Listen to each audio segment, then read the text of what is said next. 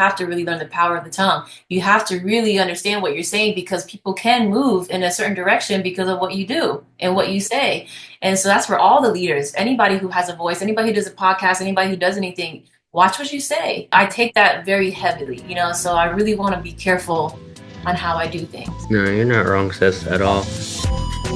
My goal was to put an event together, to bring everybody together and have a good time. We don't look up to anyone, we look around. Not take away what the community wants to do, but also respect where we're at. If we're gonna keep this going, we gotta talk professional, we gotta talk business. Yeah. I'm heavy at promoting individuals to get involved in the entertainment industry. Queen Leen, this is cool, man.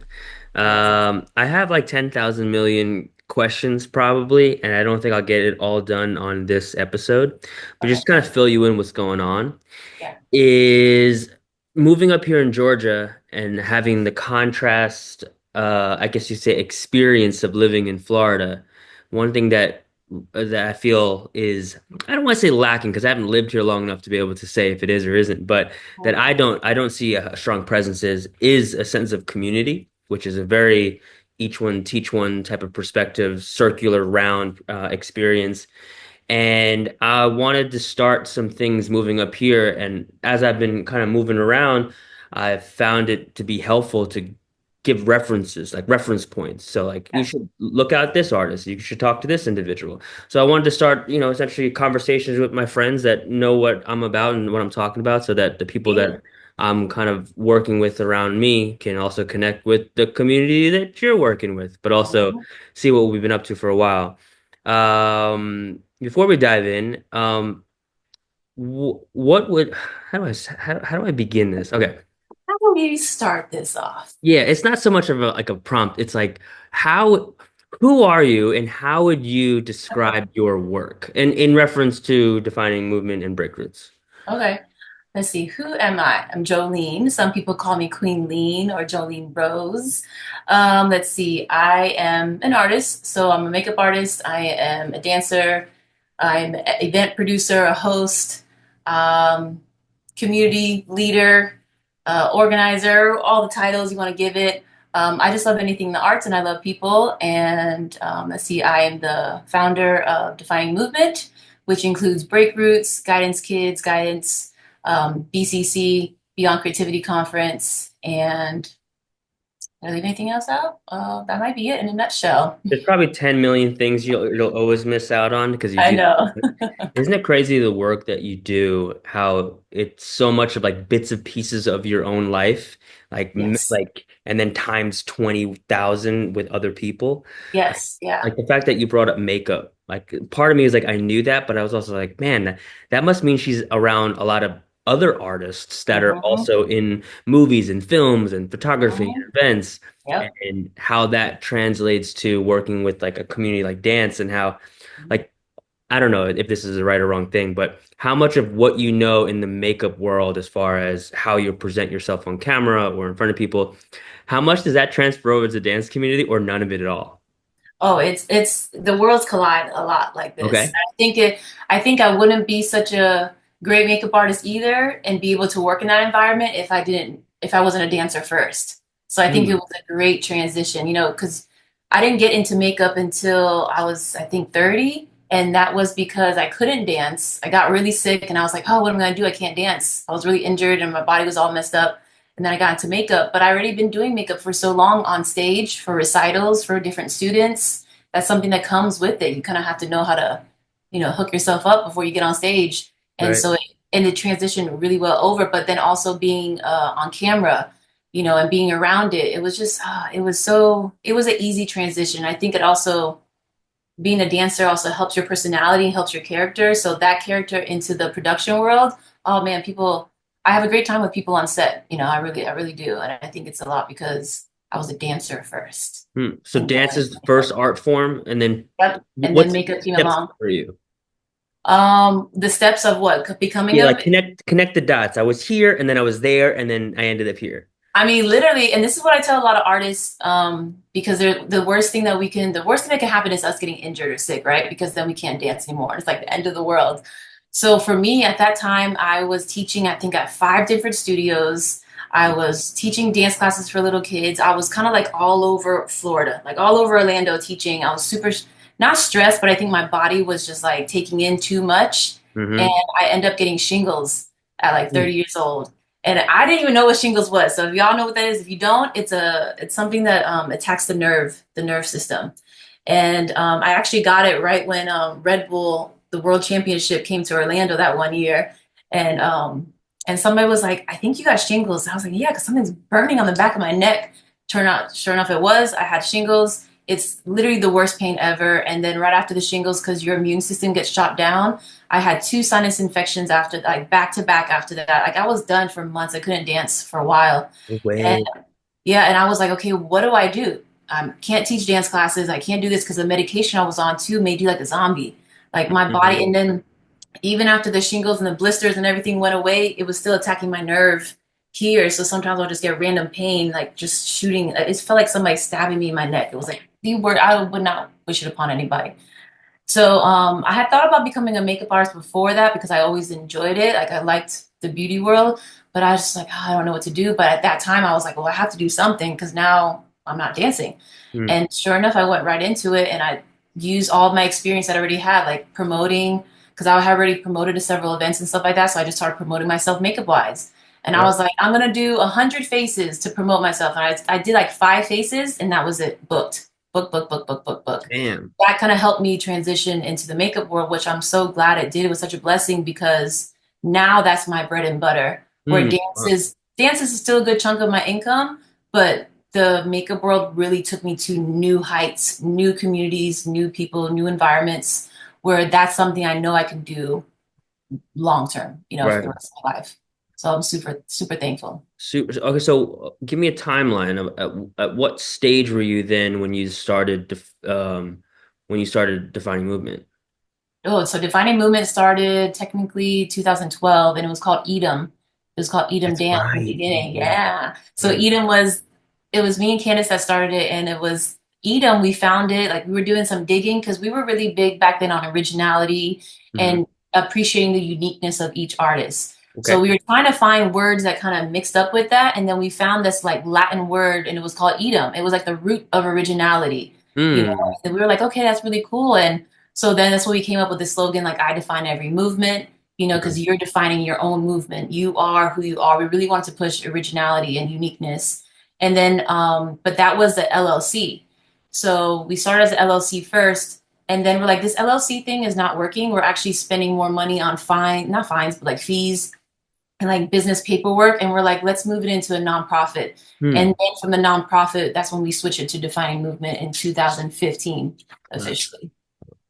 That's crazy. Part of Yeah. me knows it because I remember, Because you were a part of it. but the other part because you've done so much work since then. So much. Yeah. So You much. know, Because so BCC was 2013, but 2012 is when we officially, like, I was like kicking out Edom. It was like putting it out there, like, oh, I'm gonna doing something new, everybody. wow. Okay, so all right, so I do want to dive into a bit of okay, so it's 2012, right? It's when you started that.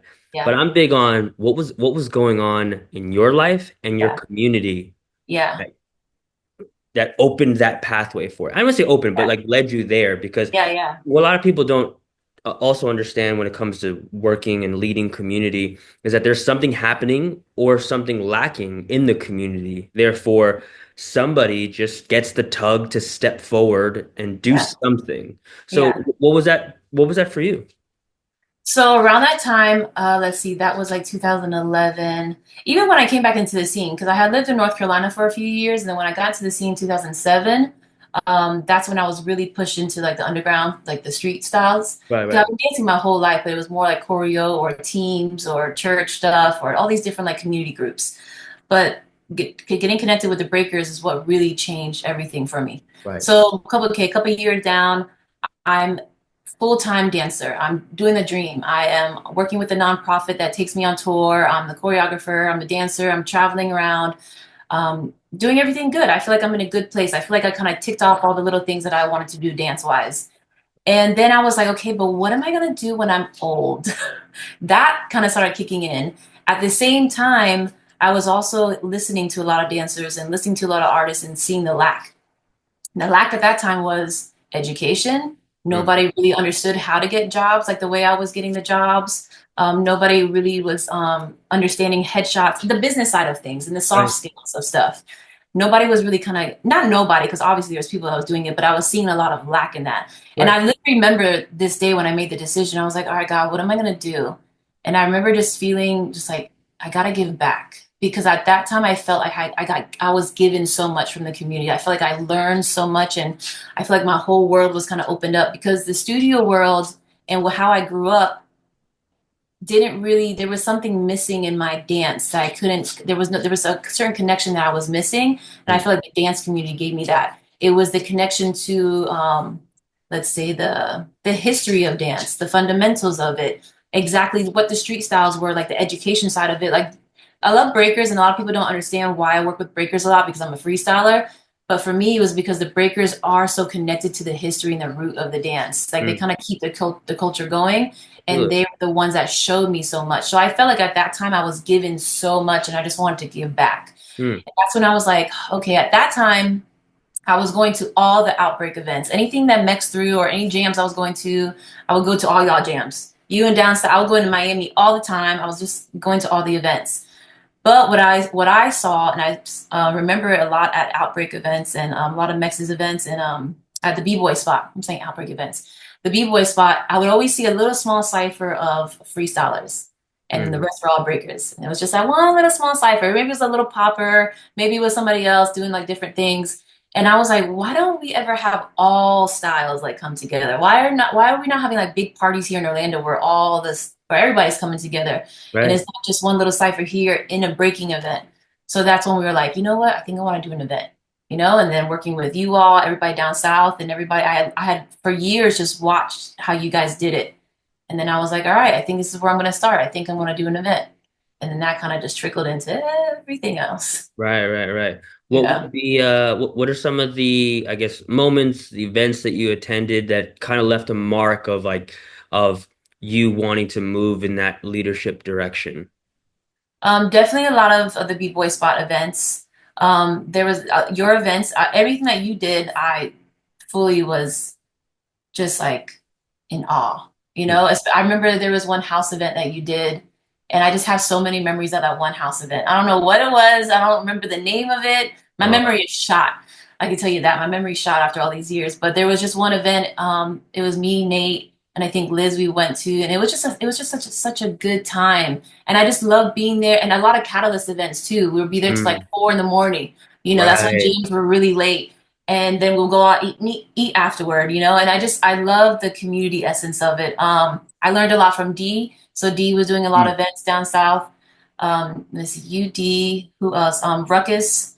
He was the one that taught me a lot of things too out here in Orlando. Energy, well, not energy anymore. Rios and and Dante. They were kind of, it was all this, it was a little gang of us. Mouse, I cannot say nothing about, Mouse was Of throwing tons course. of events back then, Right. so I'm trying to remember who else.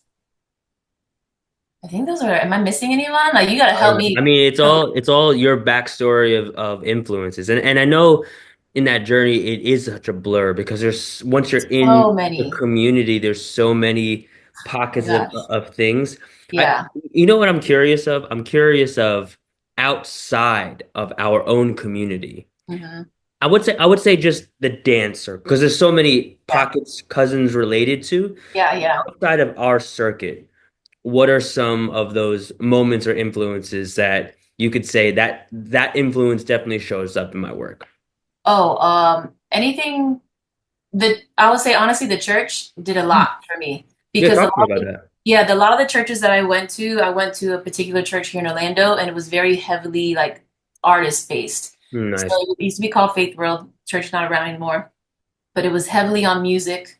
I mean, actually, any church I went to, for some reason, it's such a blessing. I think God knew that I was going to be a dancer. Every church I went to had a dance team. Hmm. They were very heavy on dance, and I was a part of every single one of them. Nice. But not only did the churches give me the opportunity to dance, they taught me a lot on how to do events. So Oh, way before I even met a lot of the community, way actually before I even met the community, I was already doing events at a church, and I had moved to North Carolina to help some friends start a church. and they put me like in charge of a lot of the kid things, and I worked with the kid pastor. So I learned how to throw these big family events. I'm talking about like the biggest fall festival in that town, or all these just, churches are always doing events. And that was kind of the beginning of me learning how to put an event together.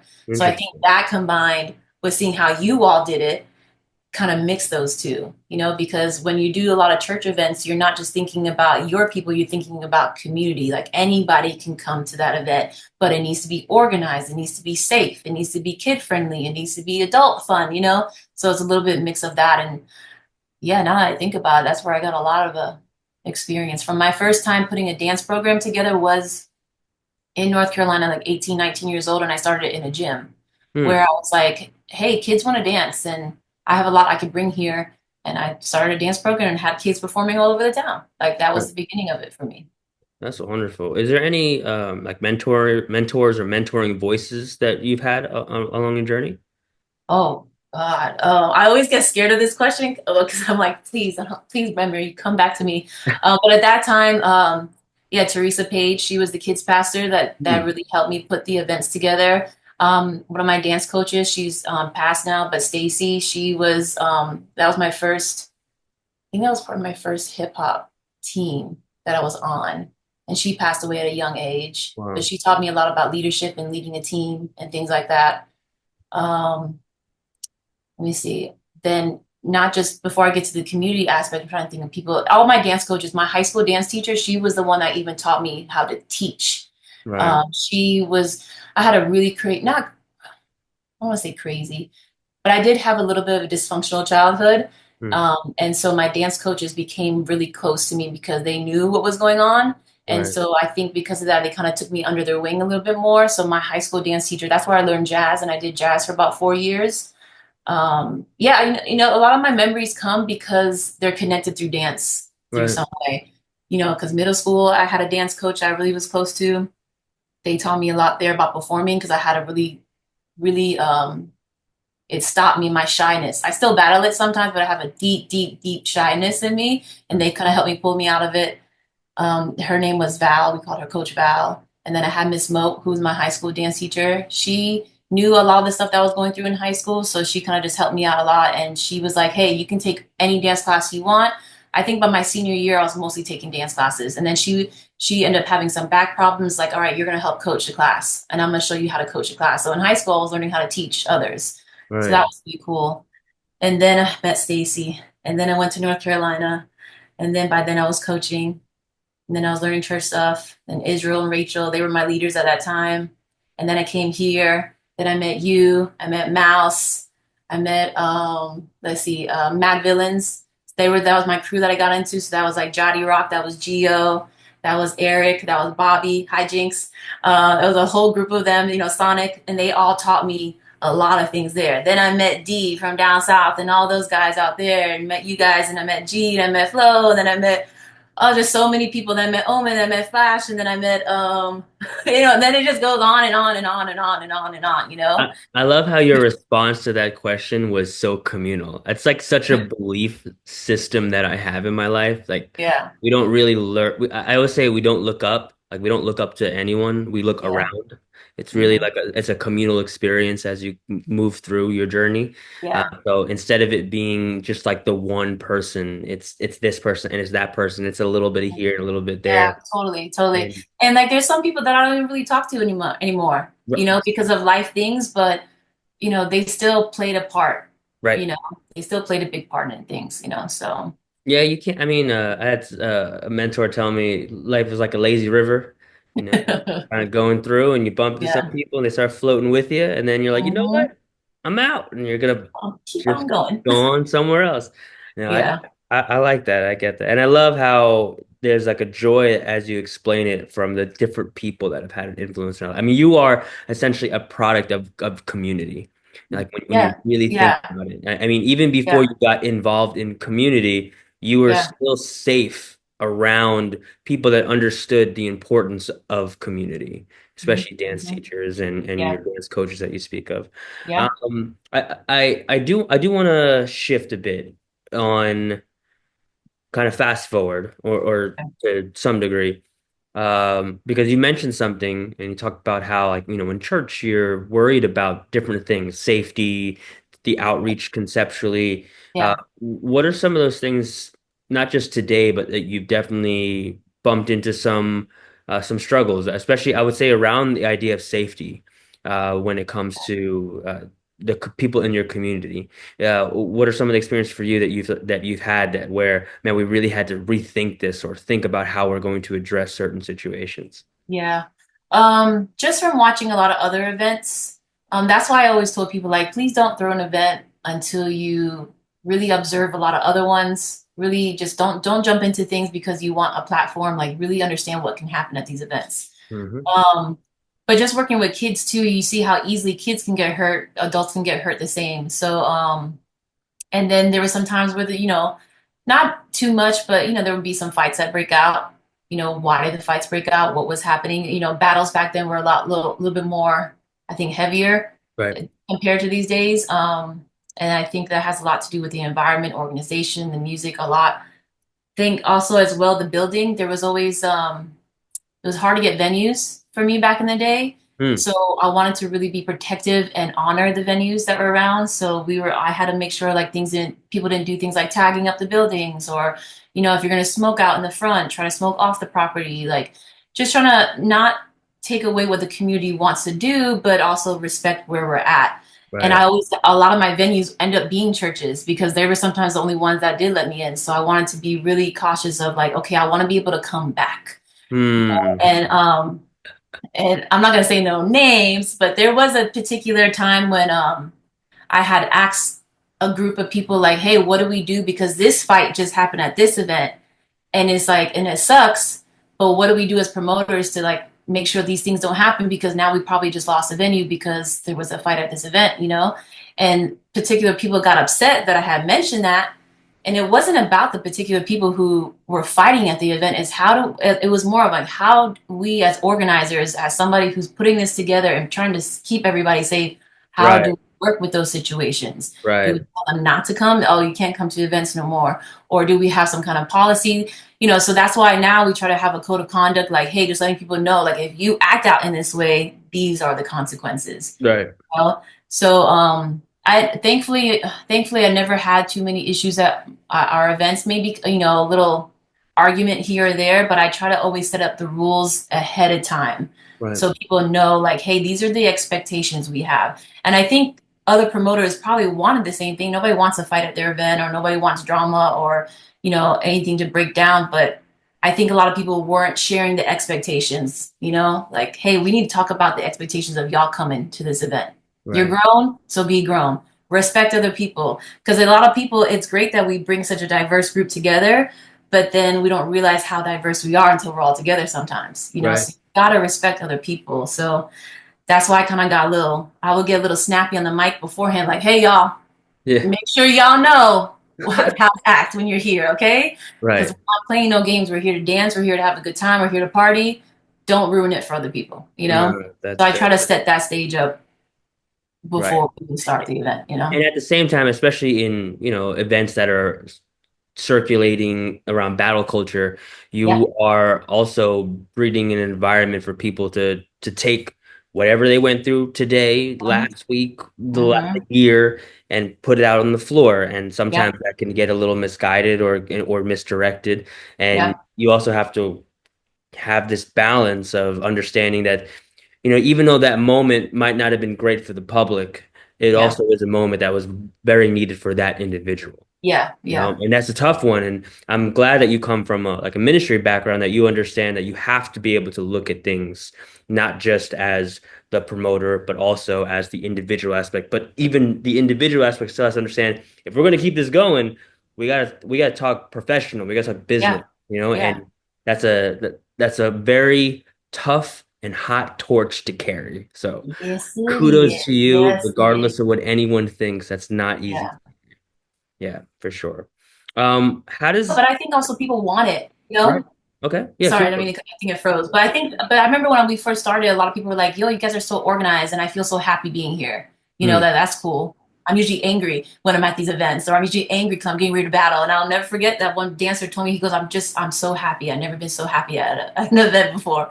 So I try to pay attention to those cues, it's like, I think people want things not so organized where it's corny, but just a little bit like, so, appreciating people's time. I'm thankful for anybody who walks in the door. Look, man, when you pay $10 for a meal, you want that to be a pretty decent meal, right? Right, right, So when you pay $10 cover charge, you want right. pretty decent experience. Once Mhm. you start going 15, 20, it's in one sense, it's not a lot because you'll go spend it on Starbucks, but Right, the other right. sense is also it's a choice of how people are spending their money and they're choosing to Mhm. support the community.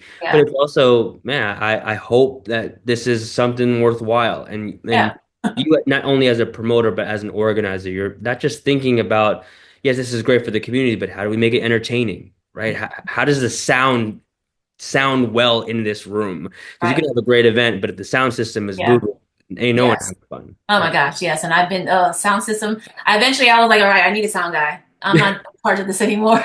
That would be a pain in the butt. No, But there's a lot to think about. yes, yeah, Let me ask you, when it comes to okay, let's say throwing the events, yeah, leading the community, how does shepherding a group of people for you, how does that it might be a little personal, but how does that how was that blurred line for you from professional to personal? Because a part of it is a personal tug that you want to be a part of something bigger than yourself. And the yeah, other side of it is how do I keep making money to keep doing this? Right? yeah, yes. I love the deep breath. Because I can tell you stories of just dumb things that I did before in the past to keep it going. Um, Yeah, because when you first do the events, you don't hear it too much, but people don't. In the beginning, people didn't talk too much about how much the events cost and how much you're lucky if you make money back. Right. Like you're great if you're breaking even. It's a miracle if you're making money off of it. And I think, but for me, that was never the why. So Mm, I think that was never. It was always just like, let's just make it happen. right. That never was my why. Like I said earlier, my why was because I really wanted to give back. So when I did that first BCC and we had that many people show up, I was just like shocked, and I'll never forget that moment. I don't think I'll ever forget that moment ever. Just like looking across the crowd and being like, okay, there's a lot of people here. I was not expecting that. Okay, cool. This is great. And I want to keep doing this because it was just such a, you see the fruits. You got to see the fruits of it. So I'll say the first year we got lucky, not lucky, we got blessed because we got a sponsorship. That sponsorship then led into the second one. But the third year, which ended up being the biggest year, I ended up having to put a lot of it, I think, on my credit card and I think Mm, business credit card. And I think we just broke even that year because that was like one of our biggest years, thankfully for the attendance wise. But I remember having to pay off that credit card was a little tricky. yeah. And I don't think we ever made money off of it, but it's still something that we're even considering bringing back today. And Mm, it really ever was for money, and that's why I never really depended on it for money. That's why I did. That's why when I had the shingles, I was working like five different jobs. I always had other jobs. I never just with one job. right. And then I also have different skill sets too. Whenever I'm not dancing, I'm teaching. So I've been a VPK teacher. I've been an assistant coach, assistant teacher, like and actually in like a daycare setting. And Mm, then I've been a nanny. So I'm always working with kids. right. So yeah, the money thing is just now in my career, yes, money definitely is an aspect and I plan it out and I strategically plan it. But with the events and things like that, it was just like, okay, how are we gonna make it happen? Let's make it happen. Hmm. What Yeah. are some I guess when the in that blurred line of professional and Yeah. personal, are there any like moments in the journey where it was like too much? Oh, yeah. Yeah. Yeah. Year 4 and 5 for BCC, I think are kind of a blur for me because it was all a blur. Mm, Financially, a lot of things were happening behind the scenes in my life and Candace's life mm, where things were changing. that it was just really hard, and that's why the numbers just you kind of just see the numbers going down. Right. We weren't able to promote as much as we used to. Social media was changing dramatically, so the way I promoted wasn't working the same, as I did when I first started. Right. The stress of, people, it still happens to me to this day. Hmm. People people get angry when they're not put in certain positions too. Right. People get angry when they are in a position and I'm expecting them to be professional and they're not. Right. So I have people that are not in my life anymore because of how they work professionally or Hmm. the lack of, and so and I think that was something I wasn't expecting. My goal was to put an event together to bring everybody together and have a good time. You Right. know, Later on, I didn't expect to have all these numbers and to be given a platform and to be called a leader and to be put in all these different positions. It kind of just came along with it. And Right. I was just like, okay, you're put into different conversations then. You're put into different scenarios. Now you don't know if people really want to be in the event because they believe in what you're doing or because they want the platform. So, man, I really went through some heartbreaking conversations and discussions because of who we picked, who got this job and who got that job, and um, miscommunications maybe about payment or about, Right. oh man, it can go on and on, which, those things still kind of sometimes haunt me to this day, Right. but um, that's just, I think, the way it goes sometimes when you're trying new things and you're in new positions, and that's when you have to really work at your communication skills. Right. No, it's definitely in the nature of Yeah, the workload for sure. yeah, You sign up because of this weird inclination, this tug, and then yeah, simultaneously you're like, it comes with all of that, all this other stuff. I don't know if yeah, that's what I signed up for, yeah, yeah. but you also People realize, questioning you. People are like, "Who are you?" Like, well, I'm like, I'm just somebody who just wanted to bring this together. I'm not I trying to know. be anything else. Well, I always looked at the work as communal art. Like we're Hmm. we're shepherds, and as as meek or as dull as some people can make that seem, it's it's the people that's willing to go find the lost sheep, Yeah, or yeah, willing to keep the ones that aren't really trying to stay together, keep them together. yeah, And I'm pretty sure just from knowing you, you're not just that person in the community, but also probably somebody in your friendship circles, as well as your family. And those are those weird things that transcend and they become very weird, blurred lines. But yeah. in the idea of what I would consider communal art, um, I don't know, how would you describe your philosophy around that work? Like, what's the center of it? What's important to you in being a shepherd of communal art? Um, it's really all tied to my faith. Mm. Honestly, it really, really is. And without getting too preachy about it, it's just love God, love people. Right, That's kind of my mission in life for all things that I do. right, So that's kind of what guides me. Doesn't mean I do things perfect. It just means what I look to, like what's my source. Even when I do mess up and make mistakes or I don't know how to handle certain situations or when I am questioning my why, that is my why. I right, love God and God is asking me to love people too, even right. the ones that I want to strangle, you know? So, and that's really because I'm asking myself that question again now. Right. So I started that in 2012, and now it's 2000, about to be 25, and I'm Crazy. I'm in the middle of a lot of new things and transitions right now, and changing things, and really thinking about what the next decade is going to look at or Right, look right, right, like. And I'm asking myself again that why, like, why am I doing this? Why? What do I want to do? What am I hoping to gain from this? What am I trying to give? And it really is that I think even now more, I think I'm caring more about the people than I am less the dance. I think before then and I still do. I still love dance and respect dance so much and want the culture to grow so much. But the older I get, the more I'm seeing the bigger picture and Mm. the more I'm really caring more about the people, Right. whether you dance, paint, don't do any of that. Hmm. It's just I think art is a tool for me just to bring everybody together. But at the end of the day, I think This world needs a lot more love and a lot more support. And I think that's where I'm kind of gaining towards more now, you know? So Mm. that's kind of what keeps it going. And Yeah, I mean, as an yeah, artist, individually, you're going to change, right? yeah, You're going to yeah, evolve. That's inevitable, yeah. especially because that's the journey of artistry is to evolve, Mhm, right?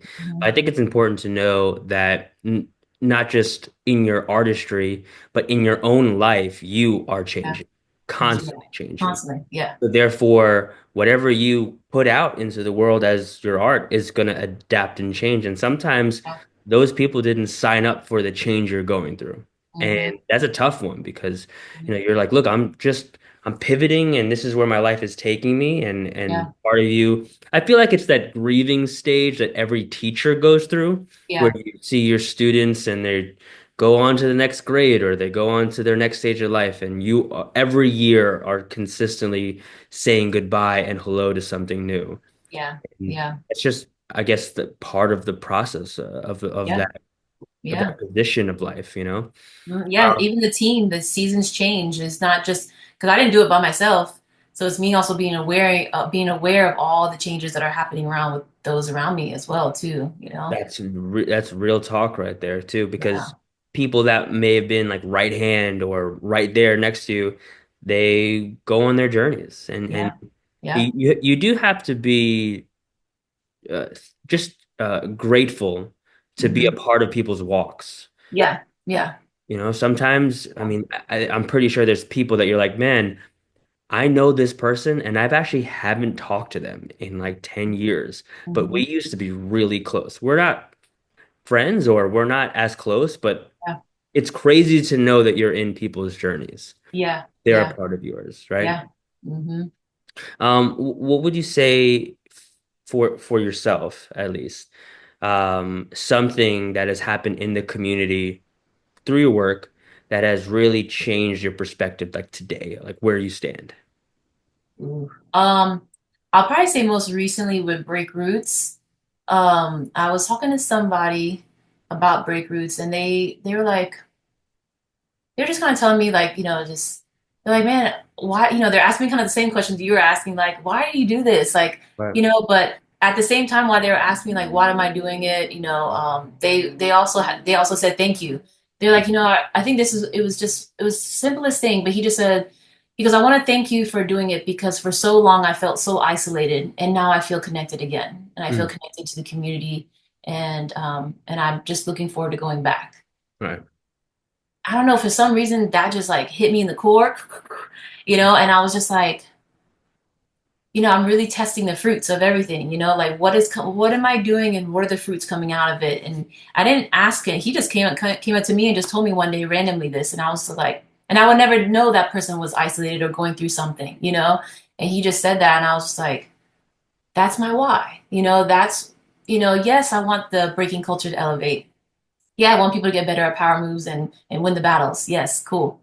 But that is why, I want Right. to keep doing this, and I had other people just tell me like, yeah, I've been coming here and I feel like it's family, I don't have that here. Right. And it's just been Breakthroughs has been very interesting. It's been a crazy journey, but it's been very interesting. And I think that's kind of, did I answer your question? Yeah, Because yeah, no, that I just love took me listening. somewhere else, but I can't get that. I can't get how he said that to me. I can't get it out of my head recently. He told me that maybe about like 6, 7 months ago, Mm. and that just kind of always like just kind of reigns in my head.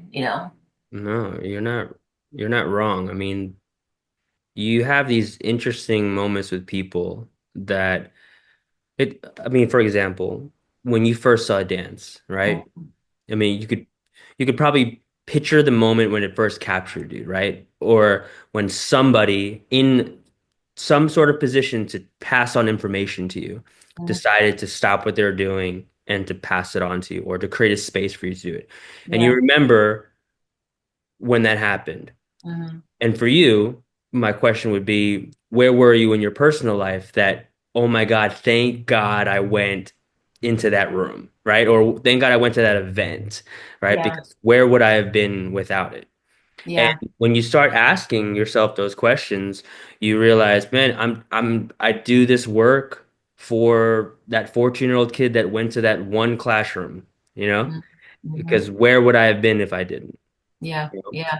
And sometimes you get really caught up in what am I doing this for? Because there's some sort of end game to this, right? Hmm. Or some position and status and trophy and win. But Yeah. at the end of the day, it's just the work. Yeah. It's just the work. Yeah. It's It's just just the the work. work, and not in a bad way to say work. It's just the Yeah. work because you knew that it affected you at some Hmm. point in your life, Yeah. and it put you on this trajectory that gave you a Mhm. lot more options. Yeah. And to continue it really is to do it for the same teenage kid that Mhm. you were, or maybe even before Yeah. that, and Yeah. it's happening in somebody else's life. Yeah. That, you I know, mean, yeah, that's what kind of always get me. Because when I was younger, I would do anything to get out of the house, like right, anything that get me out, and it was always dance. Dance always right, got me out. And even though I was the shyest person ever, I mean, the first time I ever did a recital, I cried off the stage and I just couldn't do it. I was like done, and I stopped dancing for a few years. And then my friends were like, "No, you're gonna come dance. You're gonna come audition and join this team with us." Because I used to still dance at the parties, like no problem yeah, get it. back at as a middle schooler. But then, then I started doing day. There's one day, my first time ever having to do a solo, an audition. I was in the middle school, but I'll never forget that moment because it was such a sense of freedom as well, too. Even though Right, I knew my body wasn't connected and I still was learning how to freestyle and still didn't have all the vocabulary, I'll just never forget that. And dance is such a great tool. right, I'm so thankful for it. So thankful right. for it. I look at the work as you ever see Rogue One, like Star Wars? Oh, yeah. Uh-huh. The Rogue One is like this war movie that ends up to the beginning of the saga of Star Wars. And Hmm. it's this kind of random event that happens, and it's exciting, but also disconnected, and all the while so connected to the main plot, right? Yeah. That's how I feel like every project that you work on is. It's like this Rogue One. It's just Yeah. like, I don't know how it connects, but if this doesn't happen, that next phase will never happen. Yeah. Yeah. Yeah. Next episode is just won't Hmm. go. Hmm. Hmm. Oh, I did have a real question for you. Okay. Okay. Where do you stand on the balance between having like social events like parties and get downs Yeah. or cypher events, whatever, Yeah. parties, and then the competitive nature of dance? Like, where do you stand? How do you feel about that? Because I know it's a balance that every Yeah. every promoter, every leader has to worry about. Yeah. That's something that we've been talking about a lot lately for Break Roots, and just in general. But right now, I feel like there's not enough jams, not real jams, like parties. It's Mm, like, I'm missing more of that. right. That's what got me into dance. My family are very heavily in the arts as well. So they just didn't become artists themselves because they were living in a different generation. But my parents are dancers. My whole family loves to dance. All we did was have house parties. That's why I love house parties. If you've been in Orlando, people know I throw house parties. I feel like that's the core of it. Nice. Yeah. And I feel like there's not enough of that. Mm, Um, but and there's plenty of competitions. I think the competitions are kind of coming back heavy right now. And the pandemic kind of ruined that a little bit, of course. But I feel like this year and we were just going over the calendar for next year events, and there's just so many to choose from. And now a lot of these kids battles are coming up too. So I think there's plenty of competitions now. There's not enough parties at all. mm, The clubs are whack. I don't know where and how in Georgia. I don't know how they're out there, but here downtown Orlando has turned terrible. Like the mm. clubs are just terrible right now. The DJs, sorry DJs if you ever hear this, but a lot of the DJs out here are whack. Not Right. our DJs, not our community DJs. I'm talking about the club DJs. They're just not the same as it was back in the day. Right. Now, after the pandemic, a lot of clubs are VIP clubs now. Now you have a bunch of tables. They got rid of a lot of the dance floors, and now it's just where you can sit and drink and be cute. So Right. the social part of it is kind of ugh. So when I go to competitions now, the ciphers are not as you have some pretty good ciphers, but some of them are not as great. So Right. we've been trying to do at Break Roots a lot of cipher practice and a lot of cipher etiquette and trying to teach that and kind of bring that back in. That's why when we did Come Correct, the jam that we threw recently, it was all about the ciphers. It Right. was constantly cipher, cipher, cipher. But I do feel like there needs to be more parties. Hmm. In the same breath, though, because I was a little traumatized during the pandemic, like all of us. Right. yes, more parties, but we need to figure out how to do it in a safe way, if that Mm. makes sense. Yeah. No, no, Because that's tough. like I said it one time on a live, I was like, listen, if we're gonna keep partying together, we need to know how to party together without people getting hurt, Right. at the same time. So yeah, I think more cypher events, more parties need to happen. I think we just need to be careful how we're promoting it and, you know, how we do it. Oh man, and you know what's crazy too is so I grew up in Long Island, New York, Yeah. and a big part of Long Island culture is teen clubs. Like you could, Oh, you know, bro, yes, that was my right. life. And man, it's I've always found it so interesting how really like the core of a demographic of people that are influenced by music and pop culture, of course, Mhm. is from like 12 years old, probably younger now, Yeah. till 16, and I got into breaking when I was 14. So you Wow. think about like that gap right there, Yeah. Yeah. of and how do you grab them? Yeah. And not that they want to be grabbed, but how do you give them the option, Yeah. where they Mhm. have safe spaces to Mhm. create, you know? Yeah. Yeah. Um, what's your take on, I guess, the education that's available today? I have no really opinion on it, but for you, where you give spaces for education to happen, but there's also like the world of YouTube. Like, where do Hmm. you land there in that being an influence on culture? Let's see. I like it. I'm grateful for it because there is a lot more education now. Like nobody has an excuse. Mm, Like you should be able to connect and mm, get the information that you need. I right, still think that you should still find a mentor within the community that you're in. I don't think you should solely rely on YouTube. I don't think you solely rely on the internet because it's not going to give you the same experience. You need to fully immerse yourself in the culture. right, You have to. It's an important thing because then when you get into it, you're gonna act like a bozo. You're not gonna really know what to do because the internet's not gonna teach you everything. And I think also to respect the people who have done it before you and the ones who are doing the work. Get to know your community, get involved. But I do think if you're gonna get involved in something, you should also do the history on it too. And the internet's great. You can literally find anything that you want. And right, there are some really great teachers online. Like there really are. People are using it for another source of income. And I think it's a great source for dancers out there. There's so many ways I think there's more ways now as a dancer to make more money than it was back in the day because of the internet and social media. right, So why not do both? right, right. I think there's always a need for education. I think there's always people always need it.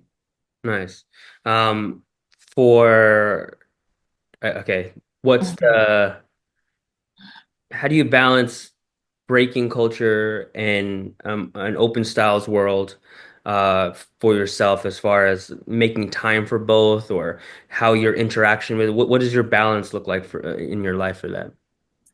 Personally, the balance is off right now. Personally, I'm just gonna be honest. No, it's all good. Personally, for me right now, especially after the pandemic, I learned a lot. I made a lot of mistakes, and I did a lot of good, and a lot of bad happened during the pandemic in the Right. dance world for me.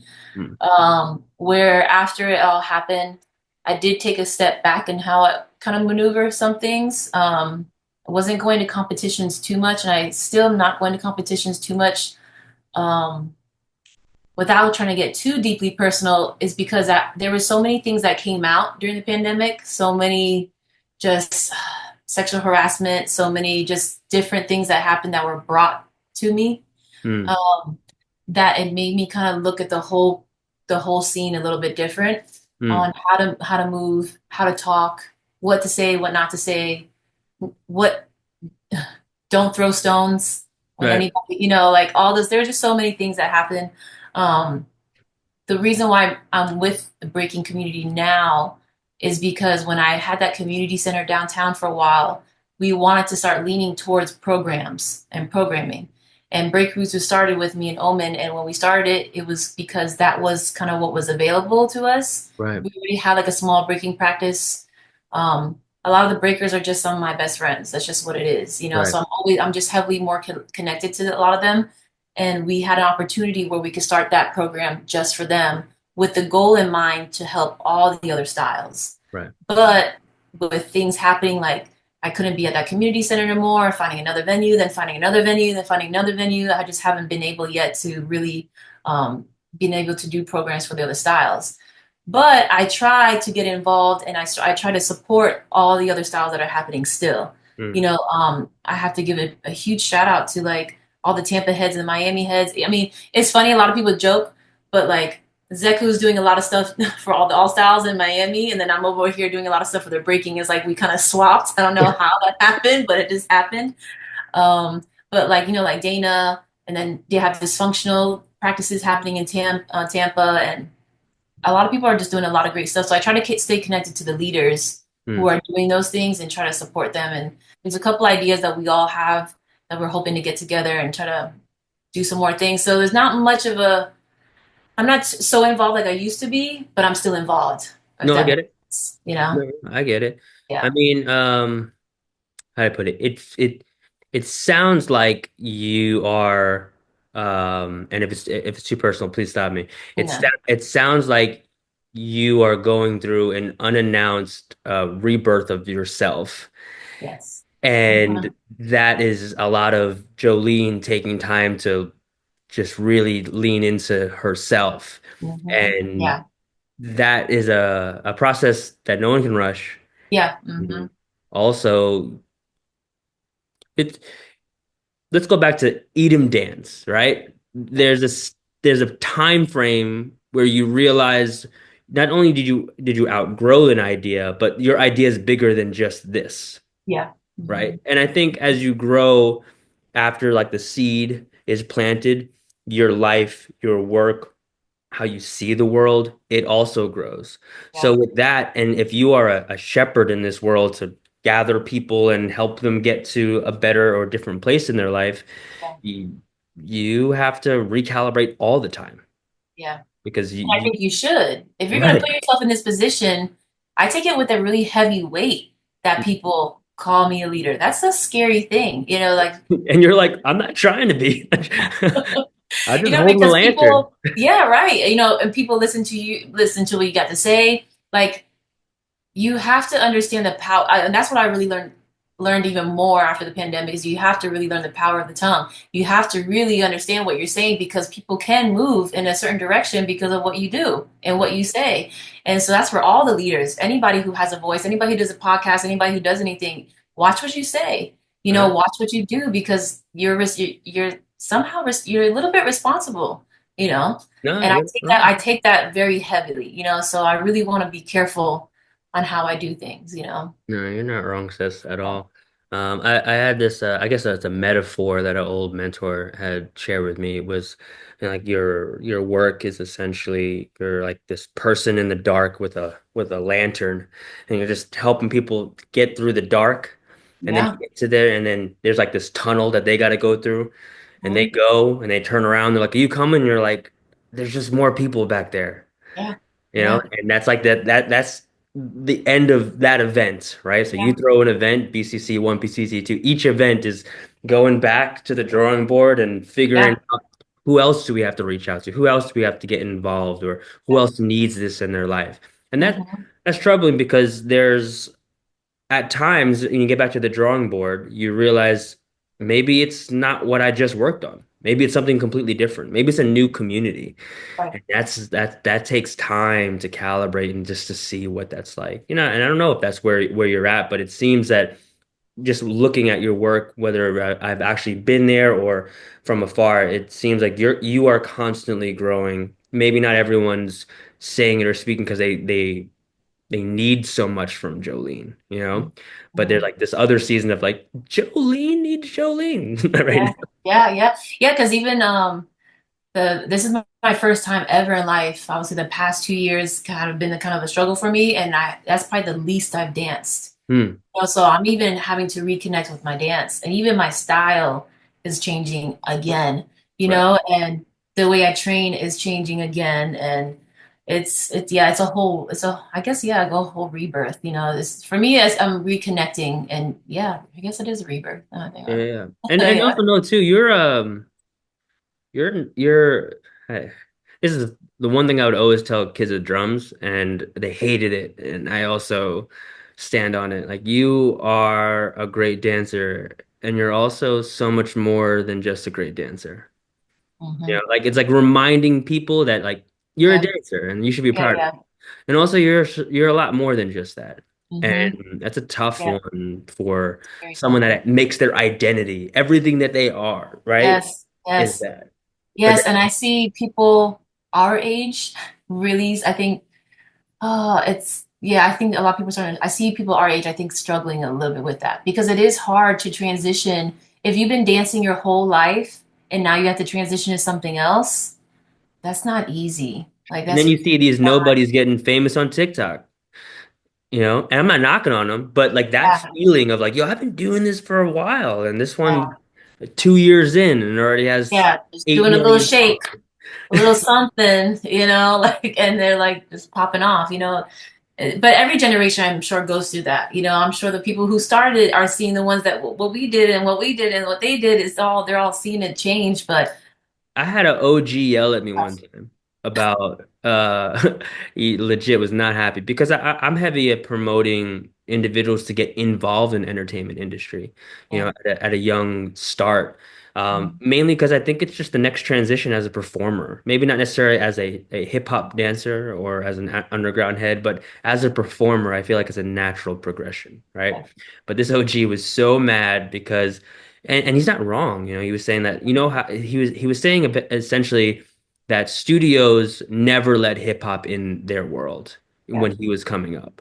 So mm, why are we now bending over backwards mm, and letting studios and essentially in the idea of not just like dance studios, yeah, but entertainment studios. And I was like, yeah, man, it's so crazy to think about that, yeah, that at some point the underground culture of hip hop especially just wasn't welcomed in those circles. And mhm, now we're like integrating it. And that's the same conversation with social media. yeah, Is how do we integrate a new generation into what's happening now yeah, for them, because there are people that are making buku amounts of money dancing on social media.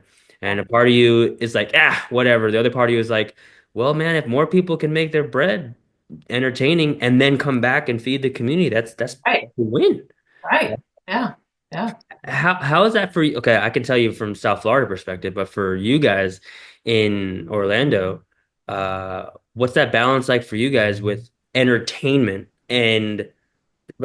professionally and then dancers? Is yeah. there a good outlet or just like South Florida, does everybody move to LA? A lot of people do go to LA. I think Right, if you're going to do entertainment here in Orlando, it's mostly the theme parks. right. The theme parks hire dancers all the time. And then it's a lot of like parties, the bat mitzvahs, the birthday parties, the corporate events. But too much out of that, you're not going to get heavy production out here. You're not Yeah, going to get the heavy big gigs. You're not going to get the big tour. You're not going to get the big auditions here. You're going to have to either go to Atlanta or you're going to have to go to LA. Which right, is so it really depends on the path that you want. I right, know dancers who've been dancing in the theme parks most of their career and they love it. And then I know some that just end up leaving or they stay in the entertainment, but maybe they'll pick up DJing or they'll pick up hosting and they'll kind of go back and forth with all those and still be a dancer. You right, know. right, right. So there's How do you navigate your community through that though too? Because at some point, just like you've questioned, like that there's going to be a next stage for somebody in their career. Like, how do you help them navigate through that? What resources do you give them, or yeah, what paths do you open for them? yeah. The best example I can give, and I hope he doesn't mind me saying this, was Spindian. Hmm, So, Spindian, when he came to Orlando, he wasn't working as a dancer. His dream was to dance, though. He wanted to dance full time and do his art full time. right, So I was like, okay, well, I can get you started teaching with the kids program that I'm doing. And I asked him, I was like, hey, if you're willing to kind of come under us, I will help you as much as possible. And right, then he also wanted to be part of the Olympics. And I was like, all right, well, we are just starting this breaking program. I got a coach for you. I got a place you can practice, because you can't just think about the dance. You got to think about all the things that they need to get there.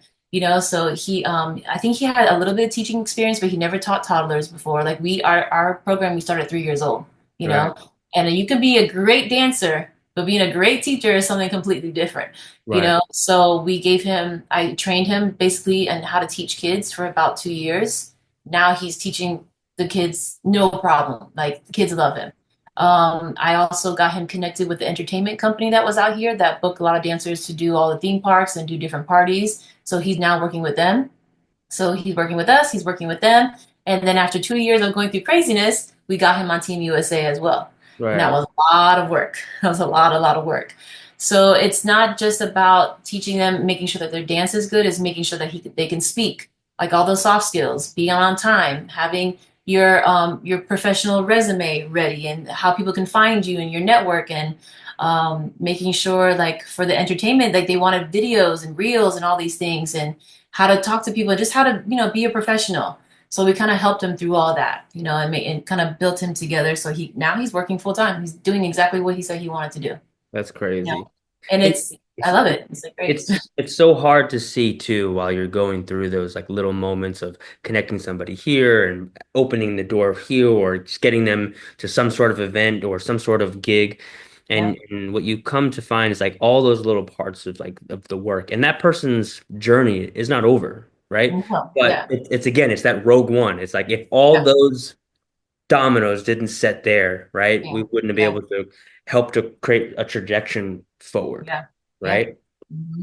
And that's tough to see. And sometimes you can get wrapped up in, you know, does this person become successful? But it's not really about did they become successful. It's just we gave them another way, another option, Yeah. right? Yeah. I remember doing this event, not doing this event. I was DJing an event up here in Atlanta, my first time. I'm Yeah. still getting acclimated, and somebody from South Florida that used to go to one of our events down in like back in like 2009, Yeah. right? Showed up and still involved in the community and still dancing, and it was just one of those like you got out, like Yeah. you got out of your city, and I'm standing here with you in somewhere else. And Hmm. my wife and I talked about it and was like, that's it. That's really Yeah. all we have to be thankful for is like we got that person out of their house, Yeah. you know, Yeah. and now Right. they see a bigger world, they have more Yeah. options, they have more Yeah. Yeah. influences, and Mhm. that's as minute as that might seem, I think that's a big deal for a lot of people, because they don't have they didn't have that opportunity, they didn't have that option, and Yeah. now they're traveling every weekend to go to a different city, different Yeah. state, different True. workshop. That's Yeah. man. Yeah. You opened a lot of doors for a lot of people. The drums and everything was just an incredible experience, man. I look at some of the old videos that I have of us. Oh And man. it's good times. It was just good times. And I definitely miss that pocket, that stage, but I also know it was a special time. yeah. And in the same frame, when there's time to step back. At one of your events, you had a panel discussion.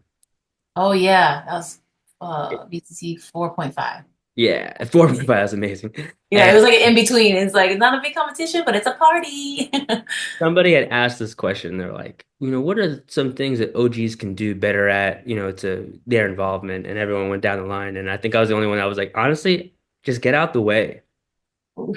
Yeah. OGs just need to get out the way. And that's not like don't be Yeah. involved. Yeah. It's like Yeah. we're talking about bringing up the youth. We're talking Yeah. about bringing up the next generation, right? Like it's not about you, Yeah. right? Just get out the way. Like that's the real work there. The fact that you're still around is not so that people can praise your name. Yeah. It's Yeah. so that you could just show up at the door and open it Yeah. because that person needs more credit. Yeah. Like or not even the event planners, or the organizers, the people that open their freaking gyms and they like, oh yeah, I'll be right there, and they unlock it for you. Those people need credit. Yeah, yeah. The ones who are keeping it going and keeping it Right, going and keeping it going. right. Yeah, because there are, especially in Orlando, I don't know how it is down south now, but a lot of the OGs are around, but they're not around. And it's like, why? Like, why are you not coming to the practices? Why are you still not, like, why are you not more involved? Yeah, maybe you don't have the platform you don't want, maybe, or that you want, or maybe it's something, but why not still be involved? I don't. Yeah, I have I too mean, many but I get responsibilities it. to I mean, try like to. can be a lot of things that are frustrating.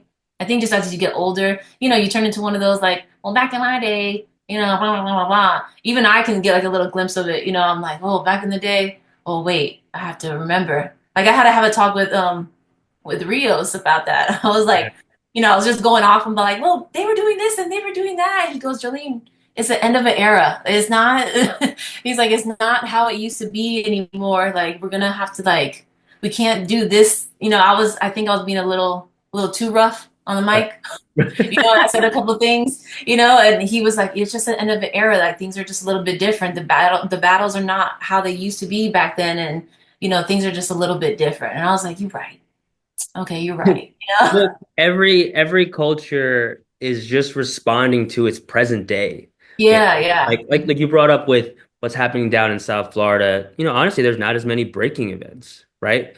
And people are pushing and people are trying, but like if you were to do breaking events versus all style events, dude, Way the more. ratio is not in Yeah, balance at all. yeah, yeah. And that's not a good or bad thing. That just Yeah, is because yeah. at another stage of the game, Hmm. it was the other way around, right? Hmm. Yeah. So at Oh, some point, there's going to be a tipping point where it evens out or goes in another direction, and yeah. or it may be something that we just completely don't expect to happen either.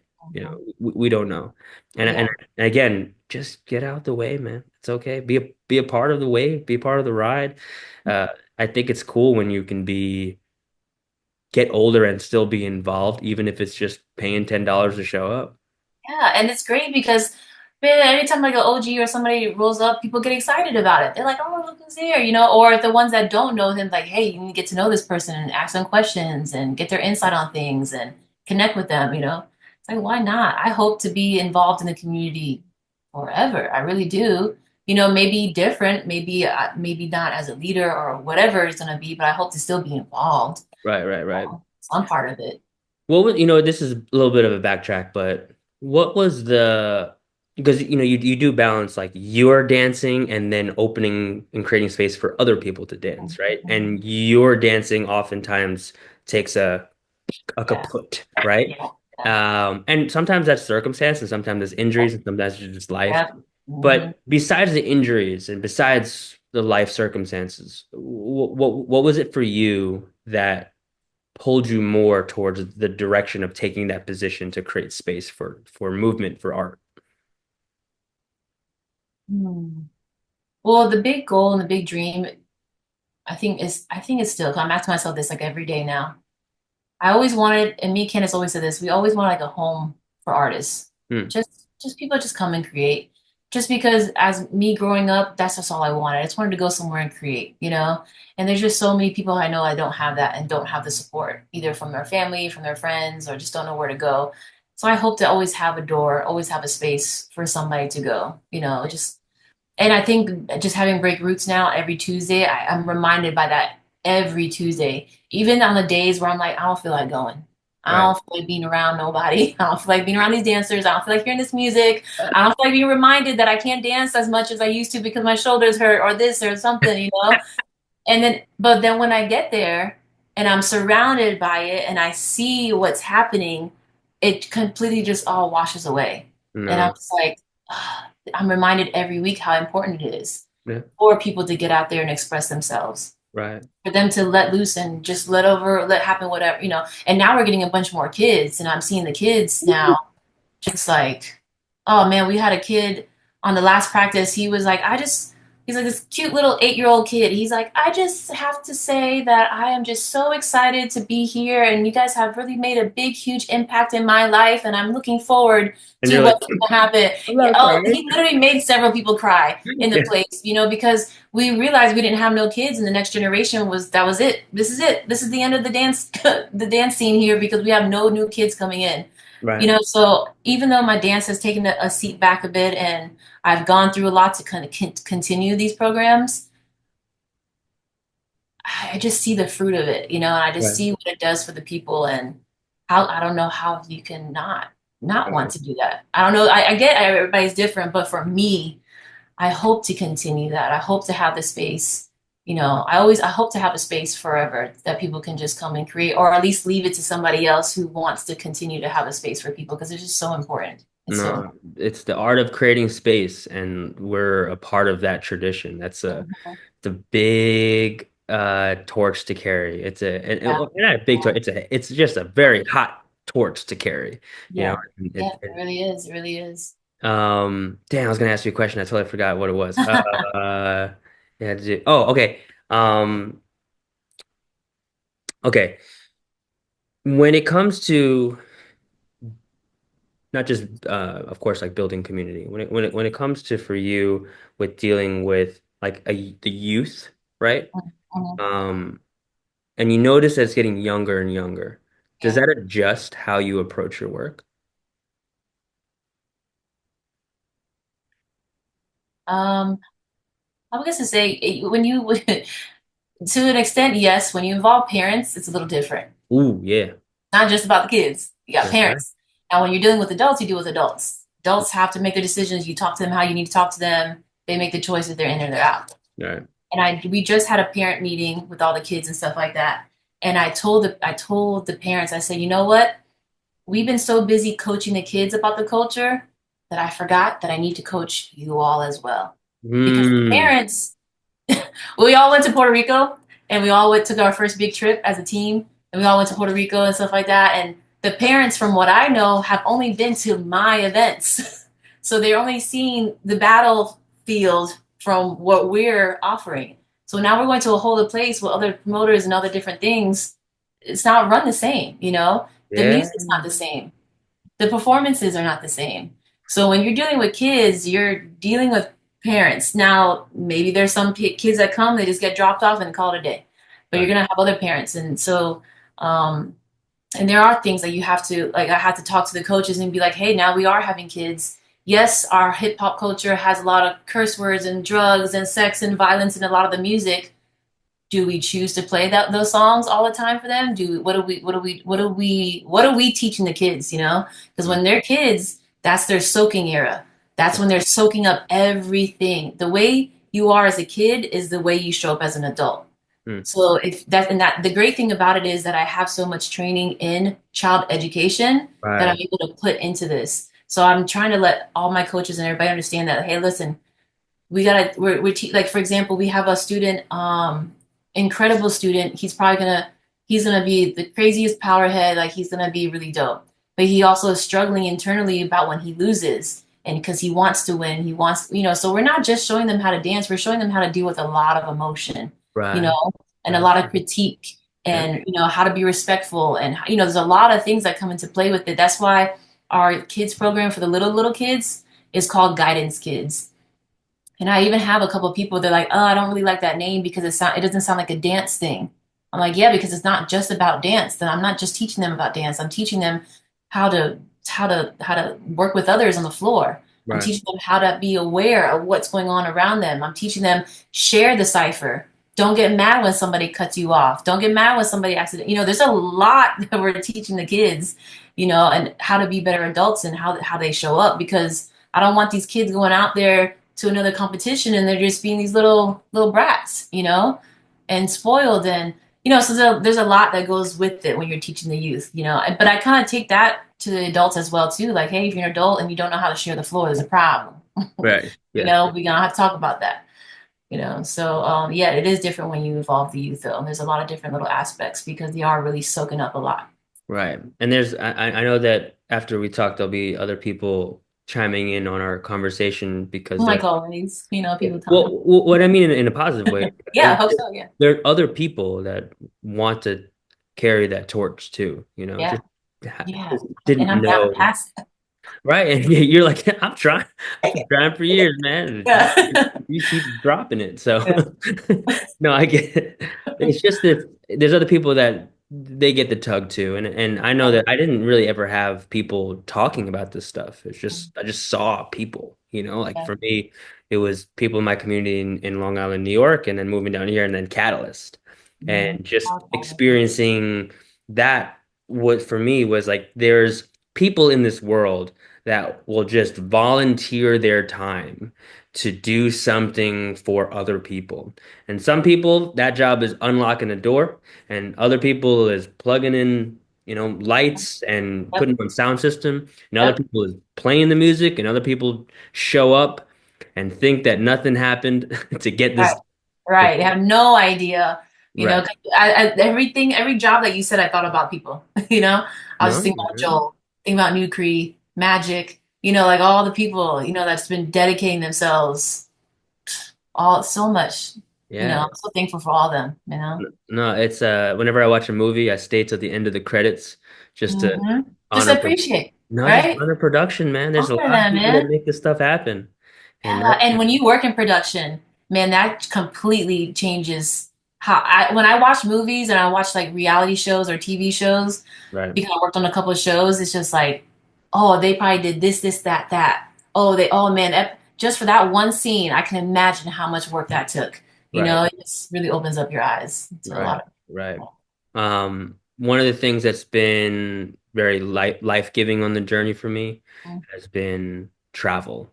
And not traveling for specifically like the jam. Sometimes Mhm. I'll travel for the jam, but I really am not going for the jam. I'm going to see how this community is operating. Yep, yep, Like who's throwing the after party, yep, yep. what's the main center studio that's really pushing this stuff out, who's doing the artwork, Mhm. what are some of the side events? Like when I went to Seattle in the beginning of the year for Lords of the Floor, Nice. one of my favorite experiences was the late night thrift shop. Yeah, You that's ever hear of dope. it? No. So, yo, it's a thrift store with three stories, basement, middle, upper, or some other stuff, right? Mhm. And it's open to like 2 a.m., 3 a.m. Oh, that's amazing. And I was like, man, what a place for the youth, for kids, not kids, but like, just people that are not home. Like, like Yeah, they could just yeah, go and commune and go look at yeah, old clothes and try it on. But I'm like, but they're yeah, open till like 2:30, And I'm like, that's really cool. And yeah, in a weird way, it birthed something in me that was that feeling of why you started getting involved in the community in the first place. It was like, man, these people have somewhere to go, yeah, you yeah. know? And I don't know if you ever get a chance, Oh, go to that yeah. place because it was like Definitely. just eye-opening experience. But Yeah, again, great idea. traveling to see how other people are conducting communal art, whether Yeah. they claim it to be or not, just the fact that it brings people together at some point level. Yeah, it's And so inspiring to go out and just the fact to be able to travel because you have a dance event going on and because that's what one thing I love about the dance community is like once you get involved and once I can go anywhere and find people, like I feel like I can go anywhere in the world and like, oh, their community's there. All right, I'm gonna go tap in. right, it's the best. That's crazy. That's Even if huge. you want to be, sometimes I'll travel just to be a photographer, like a fly on the wall. I ain't talking to nobody. I'm super Hmm. antisocial. I just Hmm. want to be there, take shots, and that's Yep. it. But that Yep. having the access, but you know what? That's enough. Okay, I'll ask this one, and then we'll kind of. You are a part of a community that's part of a lot of artists, Mhm. right? How has how have you been able to help people that come, but they're not there for dance? They're there because of dance, but they're there to evolve in their photography. They're there to evolve in their videography as a technician or a DJ, right? Like how have you helped? I don't want to say help, but how have you managed that? Because there's a lot of people that walk through your doors that really are not there for dance. They're just there because of the dance, and then Yeah. everything else is so much more. Yeah, that's like the big dream. That's where I don't want it to be just dance. I want, because it can work for all the other arts. Like for example, when we first started Break Roots, I was trying to really push out there like, hey, this is not just for dancers. If you're a photographer and you need practice taking pictures of people or action shots or things like that, come through. And we Right, actually do every once in a while, we'll have a photographer come and they just come and just take photos. right. And then I also promote it as like, hey, we're gonna be playing music, and guess what? You could sit and come and draw. So we people come every once in a while, they just come and just sketch and then just draw. I want it to be a creative environment. Yes, we're focusing on the breakers here, but there's it's space. Let's just use the space up. So it's not heavy where we have tons of other artists, different types of artists coming out, but every once in a while we'll have. And for a little while, we were mixing up with DJs. Like DJs were coming through and come and play, and then showing kids how to scratch and things like that. So that's what I really want it to be. And I think that's what I'm pushing is how to make that happen more without watering down break roots either. But that's when you have to involve more money to have more space, to have an additional day or longer time because we're renting out of a venue right now. But that's really what I want. I really just want a space where people can just create whatever they want to create. But it really works well, like why can't somebody just come and just sit down and paint, and then a photographer come and just take pictures, and then the music's playing and somebody's just dancing at the same time? I think one time at practice we had, oh yeah, a couple times we had jump ropers come through, and they're practicing how to jump rope, and they wanted to learn from the breakers because a lot of the breakers and jump ropers do a lot. They're mixing the tricks a lot Right. together, you know. Then we had somebody from a theater group come in, and they were practicing one of their skits, and they got in a corner and they practiced. Now that person hooked us up with something else, and oh yeah, it's been really cool. It's been cool to see who comes through the doors and just wants to create. Yeah, it's if you break down not just the event, but like essentially how you see the culture, right? If you break it down and you take certain things away, let's say you throw a jam, right? And you take a DJ out of it. What do we put then in place of the DJ, right? And Yeah, you can get creative though. And then you're like, yeah. well, we could have a live band. Well, Oh yeah, what do we have a live band? Well, then we're bringing in what? I don't know. Let's have a jazz band. Well, now we yeah, bring in a jazz community. yeah. Right now, we're talking about social progress, right? That's, So, yeah, okay, so maybe not jazz band. What if it's a live beat maker? Oh, now yeah, we're bringing in technology, right? yeah, yeah, That's yeah. a whole nother communal experience, right? Mhm. And okay, so put the DJ back in. We have the DJ, and they're playing this. But what if you wanted to involve fashion, right? And that's something we're actually talking about for a future event. Right. And this is what I mean is like the bare bones and the template of a jam or a gathering, right? It's all the same whether you're throwing a mitzvah or coming to a jam for a competition. Of course, like the details and the specifics, Yeah. yeah, they definitely change, but like the bare bones, the template. But if Mhm. you just take the template and you rearrange it in various places, Mhm. the idea of how you can have really cultural effect is the idea that especially you as a as an individual, how many communities are you connected to? Yeah. So BCC 3 and 4, I think I had SB, he was a poet, or he's a poet. He opened up. So I wanted to have like an opening kind of ceremony type thing. He Right. opened up with this like 5, 10 minute poem, and just opened up with that. And then we had an MC cipher later. And then not only did I want to bring in certain dance styles, but I wanted to bring in other dance styles that really don't battle and Right. don't sing. So yeah, it's about connecting and kind of bridging that gap because we're all wanting to create. Yeah, so that's yeah, it's a great idea. In Puerto Rico, they had a guy who was drumming to the music, and this guy, like some people, sometimes I've seen it, and it's like, okay, You're like, I don't know if like you're listening. what beat do I dance to? This guy was Right. fire, man. It just added a whole other element to it, and And that's the best. Again, yeah, it's the creativity of what this could be is what it could be. changing it up in your own taste and style. But that taste and style, I look at it like your paintbrushes is your network. Mm-hmm. Who do I know that can Yeah, flip this and do yeah, something? yeah, Right? yeah, That's awesome, man. yeah. It's All a right. beauty.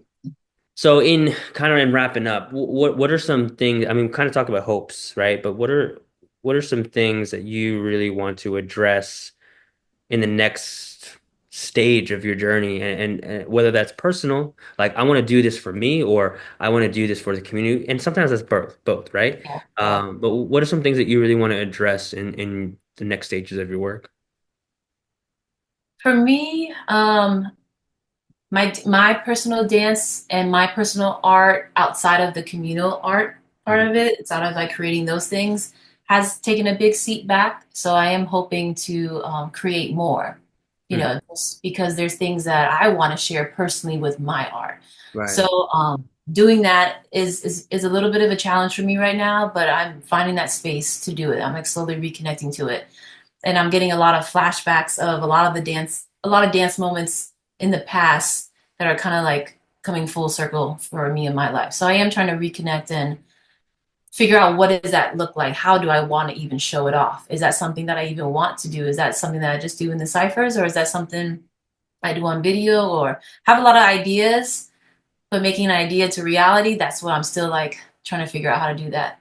mm, Um, for the community, right now, I'm kind of not stepping back. I think I'm just positioning myself in a little bit of a different way. yeah, Uh, and I'm I kind of like trying that to, dance move you just did. That was dope. You're like, uh, I'm just trying to like, find my I'm different trying to find groove. my groove again, because there were just, on a personal level, there were a lot of things that sucked For me, in the pandemic, with a lot of this dance stuff that came out and a lot of the things that just happened, and so I think I'm finally getting over that hump of like trying to heal from a lot of those things. Um, so I'm trying to really decide like what can I do to really benefit the culture now moving forward, and what position does that put me in, and how much am I willing to sacrifice? So Right. I don't even have a lot of the answers yet because I'm asking myself a lot of questions. So I'm kind of just taking it day by day and doing what's in front of me and really just trying to look at what's even happening right now. Mm. What are the things that people need right now? What am I seeing that's lacking? I try to look for the lack, because I'm like, okay, is anybody feeling that need? Because if there's a bunch of things going on here that are great, that's good, but what are we missing? Like how we talked about, okay, Hmm. there's tons of competitions, but are we needing parties in? Is that, Right. now people don't know how to party and how to socialize? Okay, maybe I'll focus on that for a little bit. So I am trying to, and then how do I even do that? What am I Yeah. throw a bunch of parties and how am I gonna make that work? But there is one thing I'm realizing that I feel like dancers, and artists in general need to work on a little bit more is maybe the soft skills, Mm. how to really talk to one another, really how to be professional and how to speak with authority. And so I'm just trying to see what's in front of me and see how I can help. And I'm looking a little bit more local. I think before I used to look very, Mm. what is the big world, the big picture, and I think I scaled it all the way back to Orlando, and I Right. think it's kind of what I'm focusing on right now. Where before I was thinking Florida, America, and like the dance world in general, I was thinking I had such big, large ideas, where I just had to kind of go back and just really focus on the local. So I think that's what I'm kind of doing right now. I love that. There's this saying in the faith that the salvation of the world is the local church. And I've translated that to the salvation of the world is the local jam. Mm-hmm. You know, That's the what's one- important. the not the big promoted one. It's Mhm. just the event that happens right in your backyard. And Yeah. those things have such an impact, not Mhm. just on you, Yeah. but on the core people around you. Mhm. And that is what I think makes this kind of drop in the ocean effect, this new wave, you know? And we Yeah. think of it so much of like, oh, what's gonna really change the world? But Yeah. I think sometimes, like just like you said, dialing back is the Mhm. most effective thing that you can do, is Yeah. really just looking at. And I also think being a dancer, one of the skills that you have innately is to listen. You know, you're able to Yeah. listen to something outside of yourself, to have a relationship with something outside of yourself. As a dancer, it's music, but as an organizer, as a communal artist, you are listening to your community and what do they need, and that sometimes it just takes time to listen and to Yeah. process. Yeah. It's its own season, and no one can rush that. So don't feel rushed like you need to, Yeah. because just know Mhm. whatever you're going to do is going to come from a good place. And if you take the time and you let it bake, it will Mhm. come out the oven just right. Yeah, exactly. And that was one of the things we realized too, is like we really have no next generation. So Hmm. I think right now we are trying to focus a little bit more on the youth and bringing them up and stuff like that, and passing the torch to the Right. ones here, and really teaching people how to do that. I mean, So, look at South Florida. I mean, South Florida is all of what Zeku is doing down there. Love him, hate him, have your opinion, but no one's operating at the level that he's operating for the community. And when you look at that, that's because his crew is founded on the concept of the next generation, the future yeah. for. I You mean, if you look at even his life, he had so many people pour into him, like so many people pour into Zeku. So in positive and negative ways that shaped him who he is, right? And mhm. that's a Yeah, like all communal. of us. Yeah. Right. We're all a part of that. That's a communal experience. And I think that's a testament to the work, because you don't know what's possible in this next generation of things. And it's not your job to know. Again, Mhm. it's like it's that Rogue One mission. We gotta Yeah. take care of this, because if this doesn't get done, then Star Wars will never happen. You know? Yeah, yeah, and yeah, because I even question it too. Like, man, I'm not doing this no more. Like, I'm Yeah. tired. But then it's like, but if I ever do choose to step away and do that, I would hope that somebody else. And I'm not saying I'm the only one doing it out here. I want more people to do it out here. I hope Right. I can just pass on whatever I can, whatever knowledge I can pass on, Right, so there's always a space. I just hope there's always a space. right. That's what I hope for. And I never want anyone to, if I could share any thoughts of, I guess in the experience of this journey, Yeah, which is I look at it as like when you're creating films, some people create this one banger film that changes cinema forever. And then yeah, some people are like, you know what, I'm gonna make episodics, and just make this season one, season two, and yeah, then season three doesn't happen, yeah, and then take a break.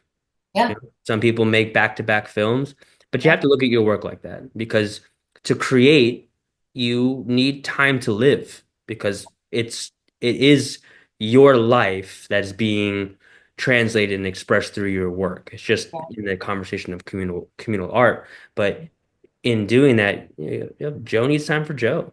yeah, Brendan needs time for Brendan, and to live that stage in life is really important for yeah, whatever it is that you're going to build yeah, or continue to build, right? yeah.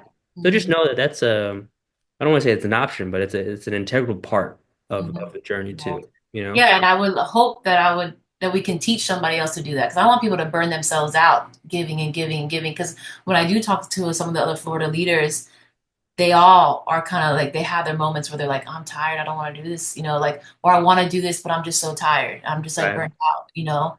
So I hope that we can all learn to take those breaks when we need it. But I also hope there's other people then to kind of help out. And I will say right now, I'm super blessed. Like there's like a whole team that I have now, especially with Break Roots, that they just, if I'm not there, they're there. And I think that's such a beautiful thing to even And say. that's a testament to your leadership, though, that they trust you and they believe in that mission. Not everybody can say that they have a circle around them or people behind them that support that type of initiative. So, again, kudos to you. And I hope that you can take a second to step back and just see the big picture and to know that it's still being painted, but Hmm.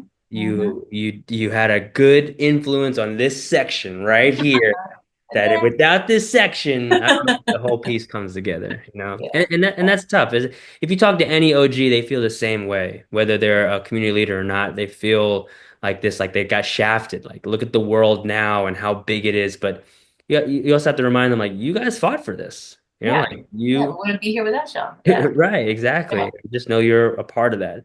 Yeah. Simultaneously knowing that you still have to live your life along with the work that you do, or Yeah. else that work-life balance, you forget it's your work, but it's Yeah. also part of your life. Yep. I Exactly. get you, I get you.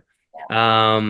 I probably have way more to ask, but I'll turn the camera off before I ask anything. But before we kind of close, I just wanted to, from like me to you, I just wanted to say that I'm, it's been a real joy to watch what has been built, through your work. And just to, whether I live in South Florida, moving to Georgia, just to see its fruits. Most people in the world, when they refer to the strength of a Florida community, it's out of Orlando. I mean, I think there's great things in South Florida. I'm very proud to be a part of it, but it's Yes. out of where you are. So just know you're a part of some really great work, and I know that you can't see it, but people around the world talk Yeah. about Yeah. Orlando's scene. And it's pretty cool to hear when you go somewhere else and they're like, have And you been to Florida Orlando? Sea. Yeah. Yeah, man. Yeah, man. So just know you're a part of that. And it's been a real joy to see it.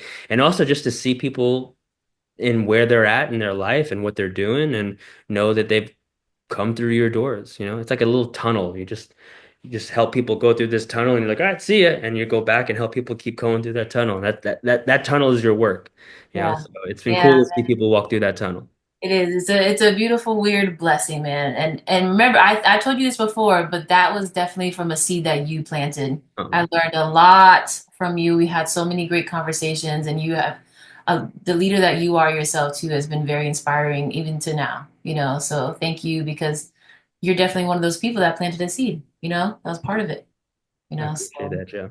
Well, I hope people get to hear this conversation and just keep asking more questions because I know that there's going to be a lot that's going to happen in the next 10 years in our scenes. yeah. And I hope this conversation is a good reference for everybody. So Yeah. Shout out to Soul Culture. let's get it. That's Anybody right. else? Yeah. Love you and appreciate you so much, man. I really, really, really do. I love you too, sis. Love you so much. All right, I'm gonna turn this camera off.